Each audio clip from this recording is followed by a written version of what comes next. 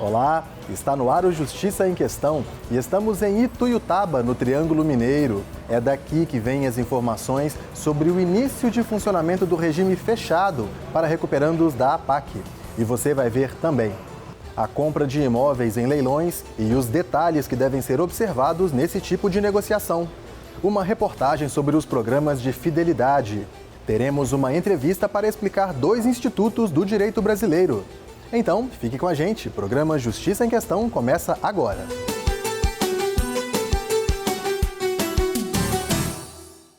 E a primeira matéria de hoje mostra a inauguração da ala do regime fechado na APAC de Ituiutaba.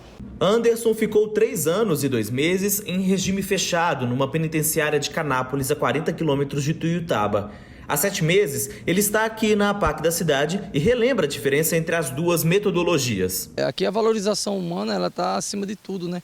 Você chega até com aquele hábito porque lá no sistema comum você é coagido, você é tratado como um animal, você é sempre cutucado, atiçado. Aqui não, aqui você recebe um abraço carinhoso, você recebe todo aquele carinho quando você chega aqui dentro da APAC. Então é totalmente diferente, são 2 mundos.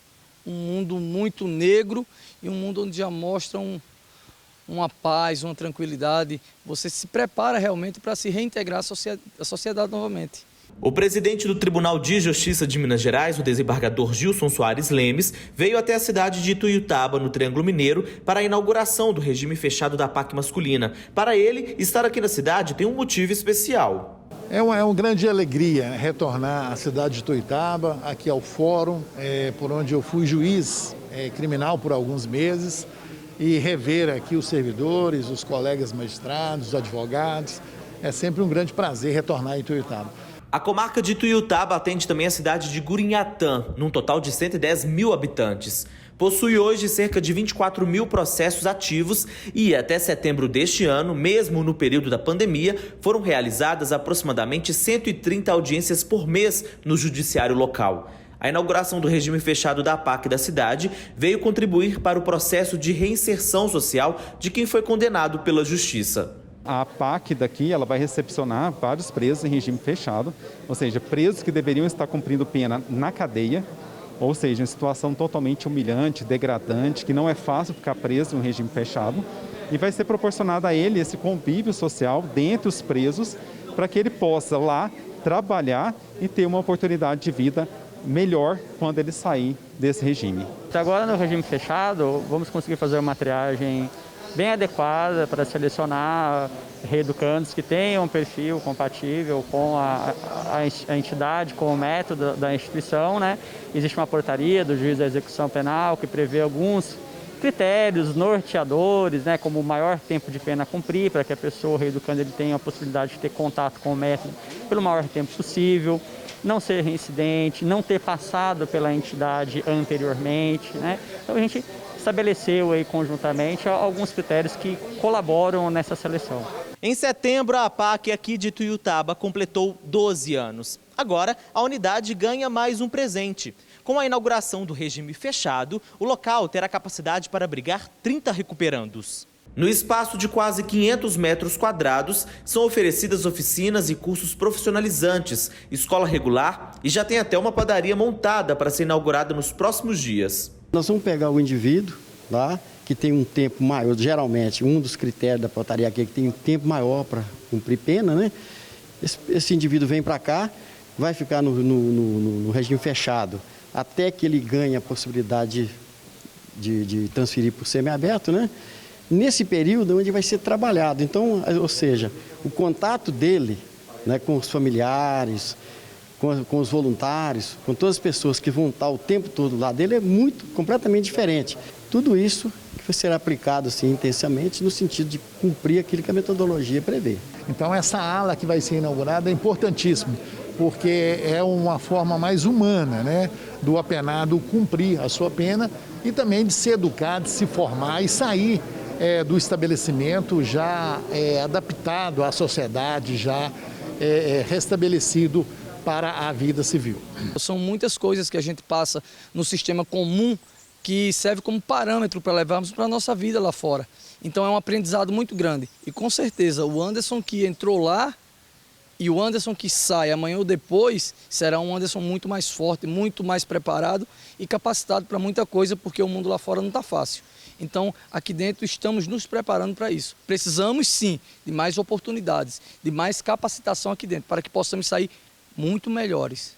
Você já deve ter ouvido falar que a justiça tem prazos, mas essa contagem de tempo pode acontecer de maneiras diferentes, de acordo com a situação. Confira na entrevista. Prescrição e decadência são conceitos ligados ao prazo para exigir ou exercer um direito. Para explicar melhor esses termos, eu converso com a juíza Cláudia Batista. Então, doutora, o que são prescrição e decadência? São dois institutos do direito civil que, como você mesma disse, estão ligados à questão do prazo. Por que é importante isso? As pessoas têm que entender que para uma situação jurídica se consolidar, se tornar segura, se tornar efetiva, é necessário estabelecer prazos, seja para constituir um direito, seja para exercer um direito. E aí os doutrinadores construíram essas duas categorias, a prescrição e a decadência, que tem a ver com prazos que tornam uma situação definitiva, ou para perder o direito, extinguir esse direito, ou até para adquirir um direito, como é no caso do uso capião. A pessoa, por exemplo, morou no imóvel durante 5 anos, ninguém apareceu, ninguém falou nada, ninguém apresentou-se como dono. Por causa deste período, ela vai poder exercer um direito, que é pedir aquele imóvel para ela se tornar dona, exatamente porque passou o prazo. Na maioria das vezes, vai perder o direito de exercer uma ação, vamos dizer. Então, no caso de uma dívida, a pessoa, por exemplo, durante 5 anos não pagou a dívida, não fez nada. Então, a prescrição aí é impedir que ela possa ser cobrada depois desse prazo. Acabou o direito daquele credor, que tinha aquele direito de exercer, de cobrar daquela pessoa, porque passou o prazo. Sei. Qual a diferença entre a prescrição e a decadência? Ambos têm semelhanças, como eu disse, que são essa questão de estabelecer um limite no tempo, e tem diferenças doutrinárias. A prescrição é mais fácil de entender porque ela pode ser interrompida quando você entra com uma ação na justiça. Por isso que é interessante. A prescrição e a decadência estão no direito civil, mas a regulamentação, a forma de eu trabalhar com isso já é no direito processual. É por isso que a pessoa pode ter uma ação 20 anos, por exemplo, cobrando uma dívida, por exemplo, e não acabou por diversas razões, porque atrasou o processo, e isso não vai matar o direito dela, porque ela está procurando, ela está trabalhando naquela ação atrás do seu direito de receber o que é devido para ela. Mas se ela parar, por exemplo, abandonar o processo durante um bom tempo, não fazer nada, simplesmente não fazer mais nada dentro do processo, também vai ter uma prescrição, também vai ser extinto o processo dela, porque ela não continuou a fazer o seu trabalho. A decadência, diferente, ela não está ligada a essa preocupação da pessoa fazer ou deixar de fazer alguma coisa. A decadência, ela é fatal. Ela termina, vamos dizer assim, com aquele direito se não for exercido no prazo. Um exemplo antigo que tinha no Código Antigo, bem interessante, isso não existe mais hoje, mas para ficar mais fácil das pessoas entender, é que antigamente o marido, quando descobria que casou-se com uma mulher que não era virgem, né, isso era um conceito da época, ele tinha um prazo de 7 dias para anular o casamento por essa razão. Se ele não fizesse isso, ele não podia fazer mais, entendeu? Os 7 dias era fatal. Então, a gente falava, isso era um prazo de decadência, porque aquele prazo pequenininho ali era o momento que ele tinha que fazer. Então, vamos supor, 1 mês depois ele queria mudar de ideia e fazer, eu quero anular. Não podia, decaiu o direito dele. Sim. Em qual momento, né, tanto um quanto o outro pode ser suspenso? Por exemplo, pode ser interrompida a prescrição ou a decadência? Bom, é possível interromper a decadência, mas muito raramente. Tem que ser uma convenção entre as partes numa situação muito específica. Já a prescrição, não. A prescrição ela é interrompida por várias razões. Seja, por exemplo, durante o casamento entre homem e mulher, não corre prescrição. Por exemplo, para exigir alimentos, porque eles estão dentro do casamento. Então, agora, quando eles se separam, aí já passa a ter um prazo para a pessoa pedir alimentos, por exemplo, porque vamos dizer assim, eles não têm mais aquele vínculo. É a mesma coisa, por exemplo, os menores. Quando eles são menores, os pais estão administrando o seu patrimônio. Então, não tem prescrição. Agora, ele fez 18 anos, o patrimônio é do menino, e alguém, por exemplo, dilapidou, vendeu algo que não devia, que era o patrimônio dele, ele tem um prazo para ele poder reaver essa situação, entendeu? Então, são situações que a lei estabelece no caso, né? E o importante também é falar para as pessoas que desde 2002, com a edição do novo Código Civil, os prazos diminuíram muito. O prazo geral de prescrição era 20 anos, ele foi reduzido para 10. Né? Então, o maior prazo que a gente tem hoje, vamos assim dizer, para exercício de direitos é 10 anos, é a regra geral, tá certo? Muito obrigada. O significado daquelas expressões jurídicas pouco conhecidas, você aprende aqui no quadro ABC do Judiciário.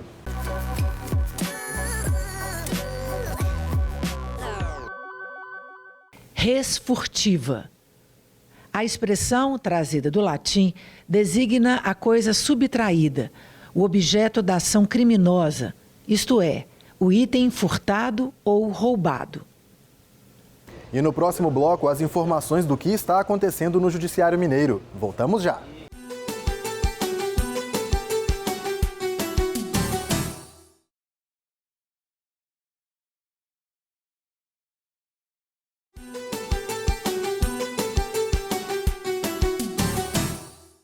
O Justiça em Questão está de volta.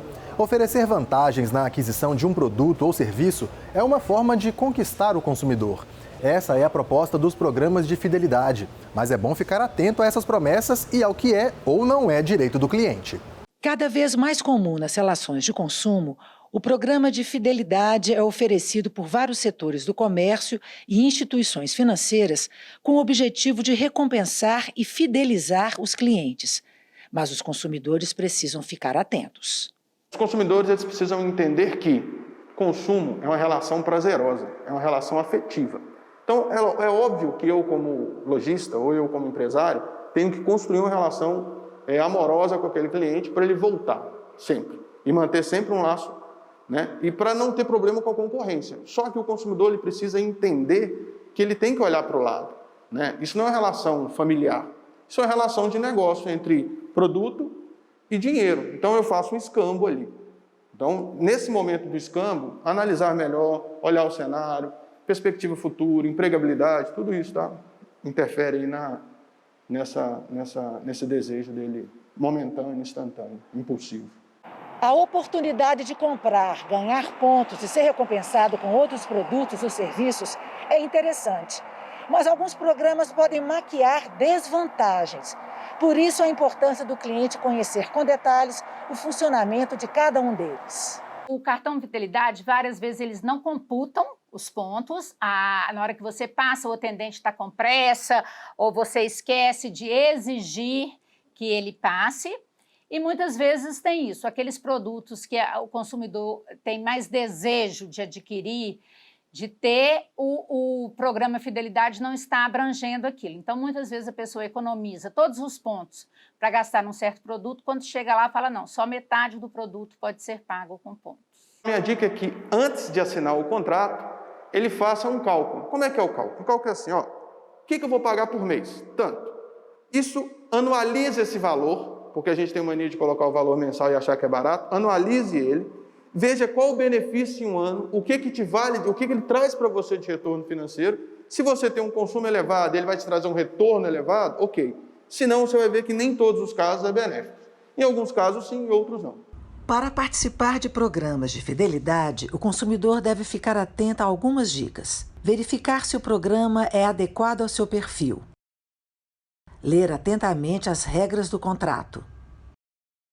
Monitorar os pontos acumulados.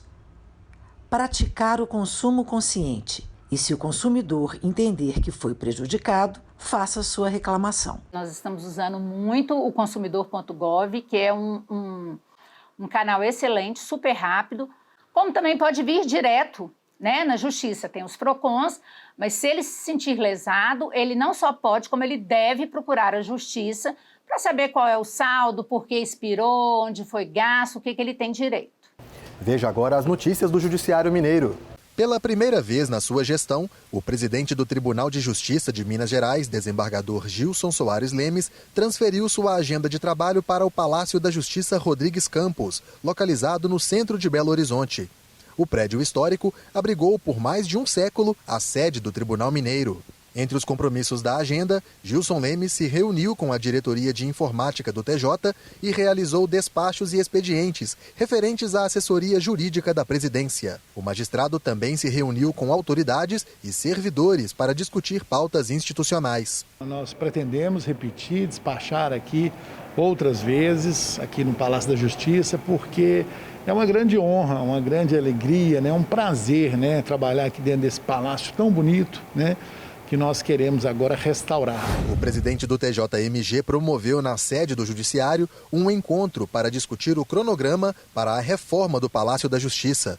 Inaugurado em 1912, o prédio abriga o Museu da Memória do Judiciário Mineiro. A reunião teve como objetivos revisar os itens que devem ser restaurados, elaborar um cronograma de obras e identificar custos. Serão feitas intervenções nas áreas de infraestrutura, segurança, iluminação e acessibilidade. Foi lançada a 2ª edição da Revista de Precedentes Qualificados da Corte Mineira. A publicação reúne incidentes de resolução de demandas repetitivas, incidentes de assunção de competência, grupos de representativos enviados ao STJ e súmulas do TJMG. O que vai facilitar muito, para todos os magistrados no julgamento de temas repetitivos.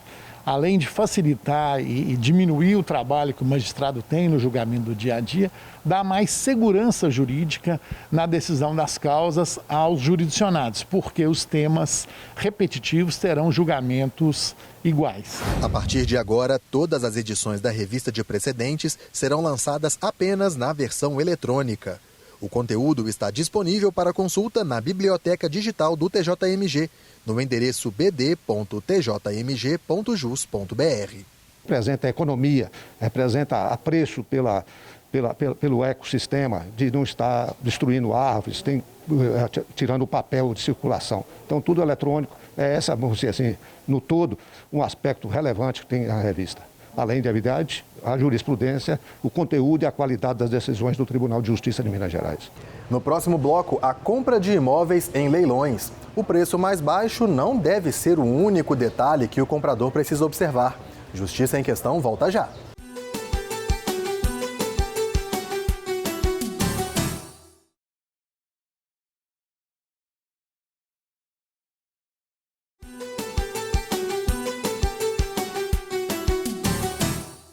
Você está assistindo ao Justiça em Questão, um programa do Tribunal de Justiça de Minas Gerais.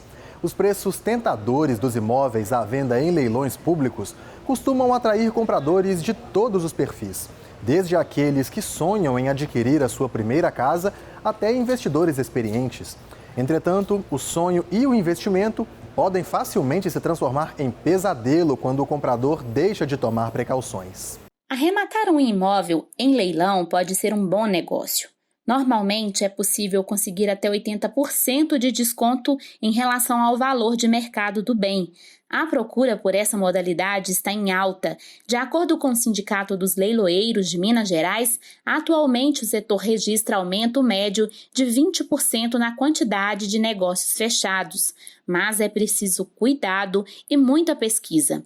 Juliana adquiriu uma sala pouco antes da pandemia e considera ter feito um bom investimento. Naquele momento que a gente não sabia o que ia acontecer. Então, a ideia era, eu quero um imóvel comercial que eu possa colocar à venda depois ou que eu possa colocar para locação.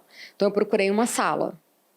Eu olhei o preço de mercado da sala e eu paguei um pouco menos de 50% do valor dessa sala, porque o valor de avaliação dela estava um pouquinho abaixo do valor de mercado dela na época.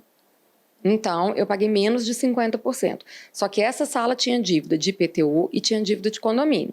Então, quando eu paguei o condomínio e o IPTU, aí isso passou de 50% do valor do imóvel, mas ainda ficou abaixo do preço final. Antes de comprar um imóvel assim, é importante saber que existem dois tipos de leilões. O judicial, de uma execução em que eu tenho um contrato, eu tenho uma obrigação não paga, e desse inadimplemento gera uma execução, e dessa execução uma penhora de um imóvel, e dessa penhora de um imóvel o leilão judicial. E o extrajudicial, que é mais recorrente. você financia um imóvel, seja ele comercial ou casa própria, utilizando, por exemplo, a Lei de Alienação Fiduciária, a Lei 9.514 de 97. E o banco fica dono junto com você, né? E no caso de inadimplemento dessa obrigação, desse contrato de financiamento, o banco faz o que nós chamamos de liquidação da alienação fiduciária. E o banco tem 30 dias a partir desse processo de liquidação para leiloar extrajudicialmente esse bem. Ambos os leilões possuem uma espécie de roteiro. O edital pode, na maioria dos casos, trazer informações importantes para determinar a compra ou não do imóvel.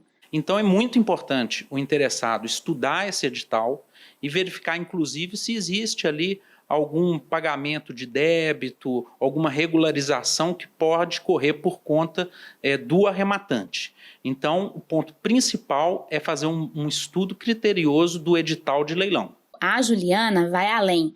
Para ela é importante ler o processo também.